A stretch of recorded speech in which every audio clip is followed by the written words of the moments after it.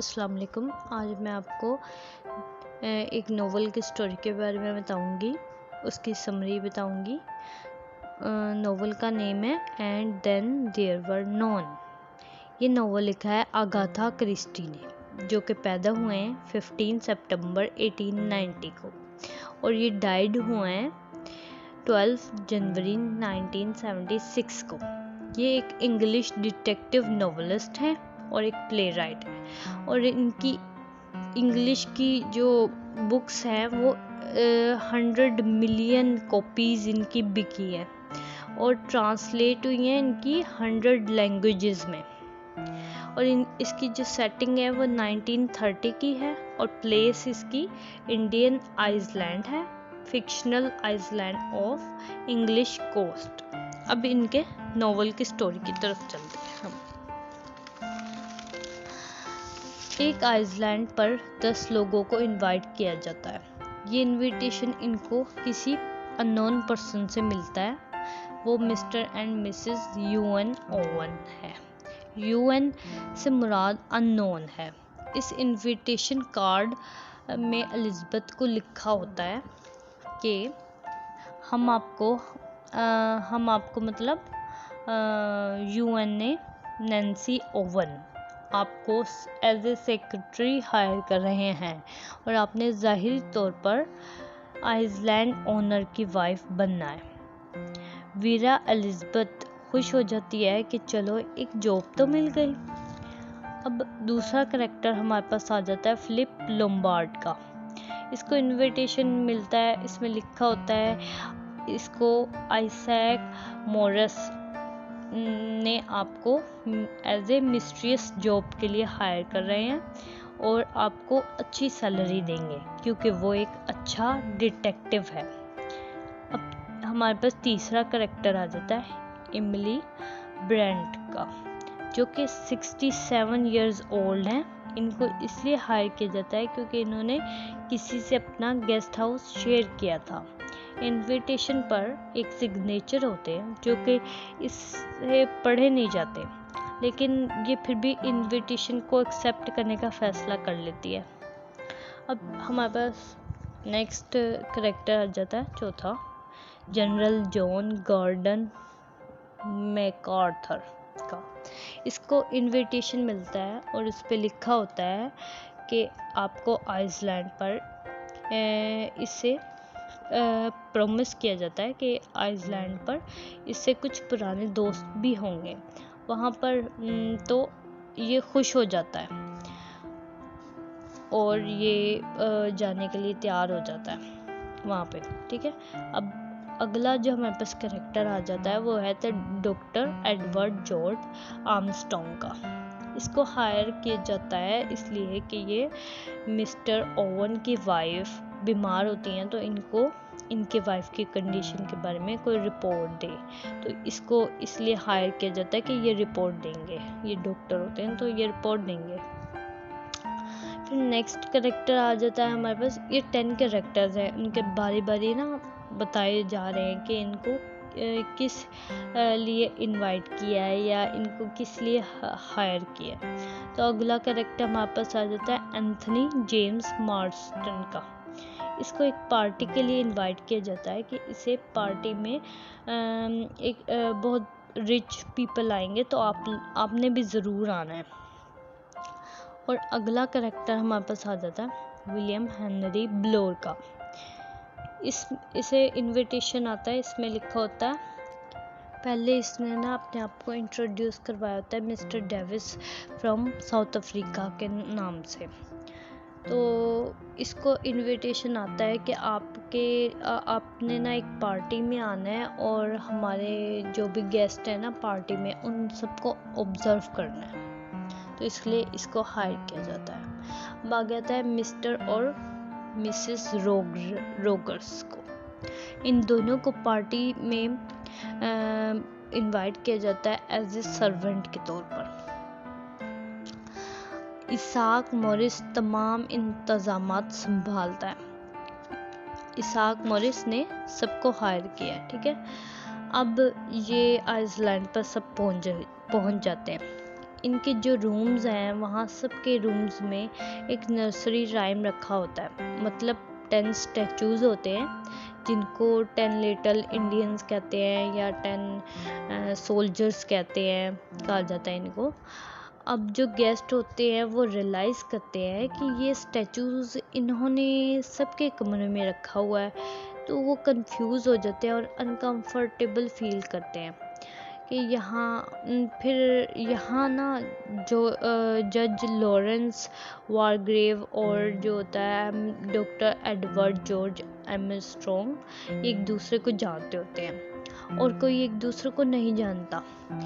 और हर dining table पर भी ये 10 स्टैचूज़ होते हैं। अब इन 10 के 10 लोगों में से एक चीज़ कॉमन है कि किसी को भी नहीं पता कि मिस्टर ओवन है कौन।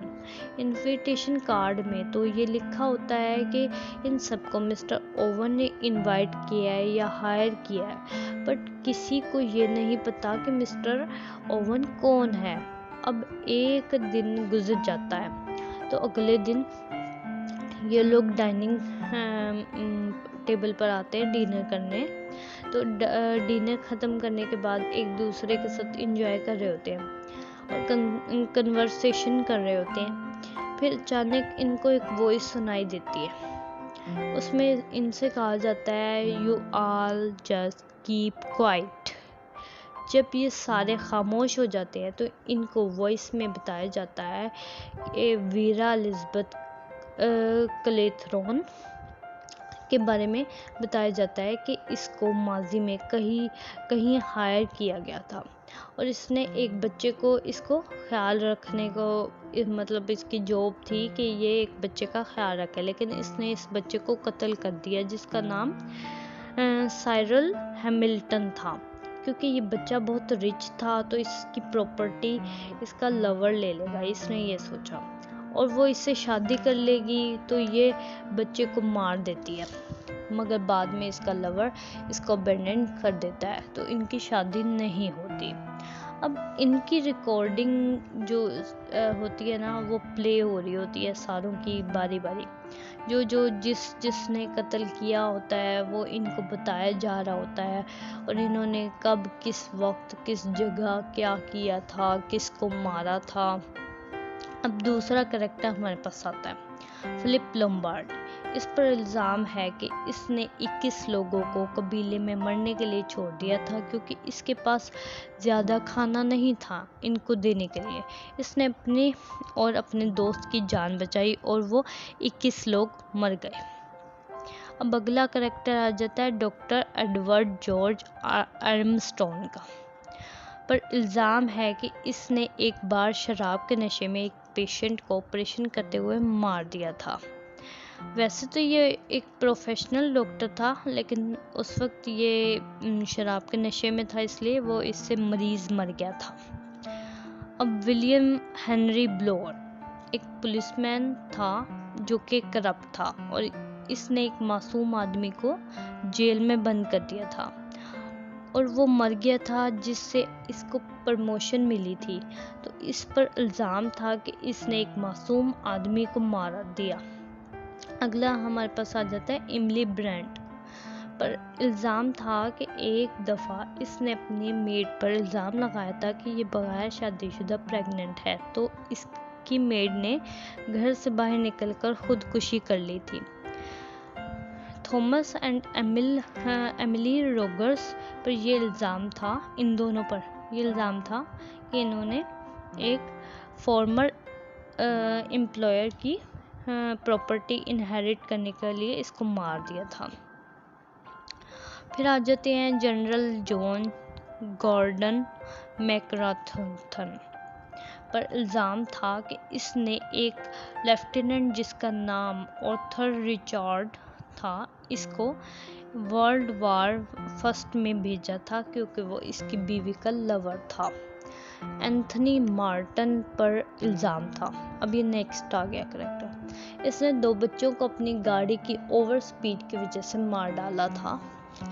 अब ये है कि इन सब की रिकॉर्डिंग हो गई, तो ये सब इनकी रिकॉर्डिंग थी जो इन पर इल्ज़ाम थे।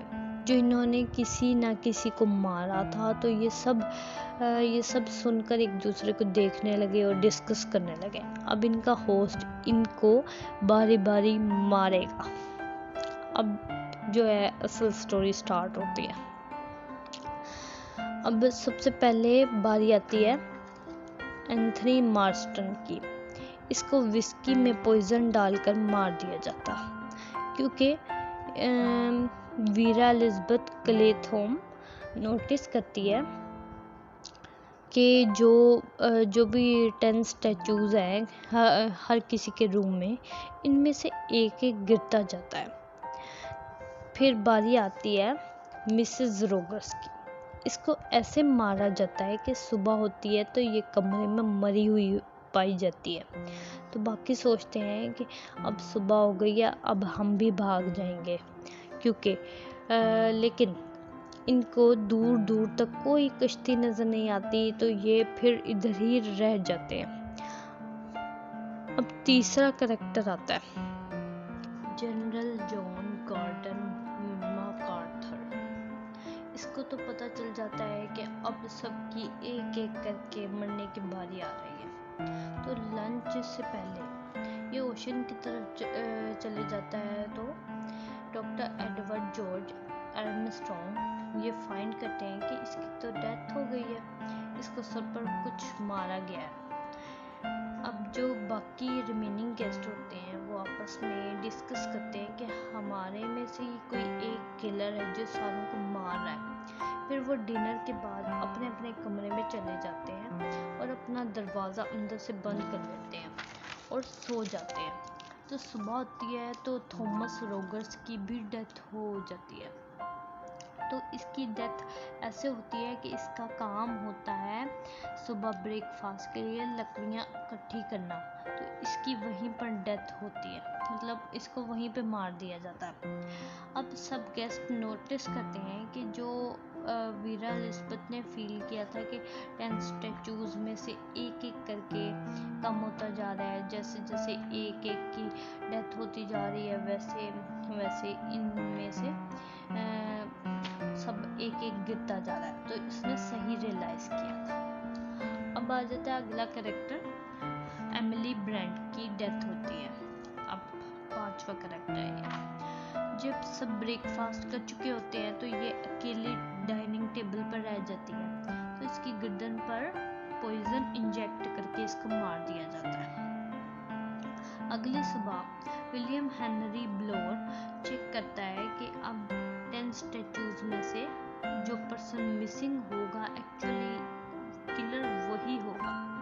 तो ये देखता है कि डॉक्टर एडवर्ड जो है वो मिसिंग होते हैं। तो फिलिप लोम्बार्ड और विलियम हेनरी ब्लोर इनको सर्च करने के लिए निकलते हैं।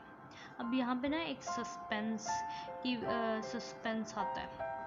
अब आप इस पॉइंट को समझें कि डॉक्टर एडवर्ड जो है और जो जज लॉरेंस वारग्रेव है, ये दोनों आपस में एक प्लान बना रहे थे कि जज लॉरेंस डॉक्टर एडवर्ड को कहता है कि आप बाकी कैरेक्टर्स जो बचे हैं, रिमेनिंग रह गए हैं, जो अभी तक नहीं मरे, उनको बताएं कि मेरी भी डेथ हो गई है। तो डॉक्टर एडवर्ड सबको बताते हैं कि जज लॉरेंस की भी डेथ हो गई है, मतलब जिनके सर पे वो कुछ लगा था ना, ये वो है, उनकी बात हो गई। अब जज लॉरेंस अपने माथे पर एक निशान लगा लेता है और इनको शो होता है, सारों को ऐसा लगता है कि इसकी डेथ हो गई है। तो सबके जहन में यही होता है कि जज लॉरेंस की भी डेथ हो गई है। तो अब वो फिलिप लोम्बार्ड और हेनरी ब्लोर डॉक्टर एडवर्ड को सर्च करने के लिए निकलते हैं। तो क्या होता है कि डॉक्टर एडवर्ड की भी डेथ हो जाती है। तो इसको भी बीच पर ले जाकर मार दिया जाता है। इसकी बॉडी बीच पर ही पड़ी होती है। तो इस तरह डॉक्टर एडवर्ड की भी डेथ हो जाती है। विलियम हेनरी ब्लोर को भूख लगती है। तो अब ये बाहर से आता है, तो मतलब घर में आता है, घर की तरफ, मतलब आइसलैंड की तरफ आता है और कुछ खाने के लिए बैठ जाता है। तो इसको भी इसी टेबल पर मार दिया जाता है। अब एक और चीज़ इसमें आ जाती है कि फिलिप लॉम्बार्ड को इसको वीरा एलिजाबेथ मारती है। अब आप सोचेंगे ऐसे क्यों हो गया, तो अब ये इसको इसलिए मार देती है कि जो भी मर्डर हो रहे हैं वो समझती है कि यही कर रहा है, तो वो इसकी पिस्टल इसे खींचती है, छीनती है और इसको पिस्टल से इसको मार देती है। अब ये खुश होती है कि अब सबकी डेथ हो गई है और मैं बच गई हूँ। मगर फिर ये परेशान होती है कि 10 स्टैचूज हैं और ये सब गिर गए हैं और सिर्फ मैं एक अकेली बची हूँ। तो इसको फिर ये सोचती है कि मुझे भी मर जाना चाहिए, इस जो आखिरी स्टैचू है ना इसको भी गिर जाना चाहिए। तो ये अपने आप को पंखे से बांधकर खुदकुशी कर लेती है। मगर अब एक और चीज़ सामने आती है कि एलिजाबेथ की डेथ से पहले इसके सामने एक्चुअल मर्डरर आता है। और वो कौन होता है? वो होता है जज लॉरेंस मार्ग्रेव, जो असल में नहीं मरा था लेकिन सब समझ रहे थे कि मर गया। ये वीरा एलिजाबेथ के सामने आता है और कहता है कि मैंने ही सबको बुलाया था और मैं ही जिनको इनकी क्राइम्स की सज़ा नहीं मिली थी इनको यहाँ बुलाकर सज़ा दी है। और ये खुद जज लॉरेंस मार्ग्रेव अपने आप को भी मार देता है और ये कहता है कि पुलिस को यहाँ इस आइसलैंड पर 10 मर्डरर्स मिलेंगे। इस तरह सबकी डेथ हो जाती है। और अब दूसरे को कैसे पता चलेगा कि ये सारा काम जो हुआ है वो जज लॉरेंस ने किया? तो इसने क्या किया कि इसने एक मैन्यूस्क्रिप्ट एक बोतल में रख दी थी। इस मैन्यूस्क्रिप्ट में इसने पूरा एक्सप्लेन किया था कि इन्होंने क्राइम्स किए थे, इन लोगों ने क्राइम्स किए थे और इनको सज़ाएं नहीं मिली थी, तो इसने इन सबको यहाँ बुलाया कर सज़ाएं दी। और कैसे इसने डॉक्टर एडवर्ड के साथ प्लानिंग की और इस सबको यकीन दिलाया कि ये मर गया और इसने माथे पर निशान लगा लिया था। इसने डॉक्टर एडवर्ड को समुंदर की तरफ फिर पुश कर दिया था कि इसको भी इसने मार दिया था। इसकी बॉडी फिर समुंदर के किनारे मिली थी और इसने सारा इसमें डिस्कस किया है कि इसने कैसे कैसे किस किस को वो कैसे मार दिया और फिर एंड में खुद ही मर गया। अब बात कर लेते हैं इधर थीम्स की। इसमें जो थीम्स डिस्कस किए हुए हैं इस नॉवल में वो रिच वर्सेस पुअर है कि इसमें अमीरी और गरीबी मतलब इसमें ये है कि सबने अपने अपने फ़ायदे के लिए किसी न किसी को मारा। ज़्यादातर इसमें यही दिखाया है कि उन्होंने रिच होने के लिए मारा, लेकिन कुछ केसेस में ऐसा नहीं है। अब इसमें गिल्ट का जिक्र है कि इसमें सब ने कोई ना कोई जुर्म किया था, तो इसलिए ये यहाँ पर ये सारे थे। और यहाँ पे डेथ इस नॉवल में दिखाई है कि सबकी 1 बाय 1 डेथ हो रही है। 10 लोगों की डेथ हुई है, 1 बाय 1 सारों की डेथ हो रही है। और इसके बाद मर्डर का जिक्र है यहाँ पे, मर्डर का कि 1 बाय 1 मर्डर हो रहा है सारों का।